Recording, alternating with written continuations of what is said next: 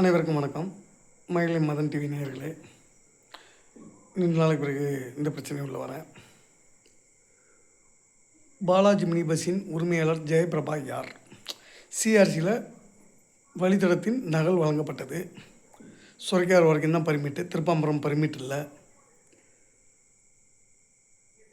வட்டார போக்குவரத்து அலுவலர்களிடமும் புகார் அளித்தால் நடவடிக்கை இல்லை. இவர்களின் பின்னணி என்ன?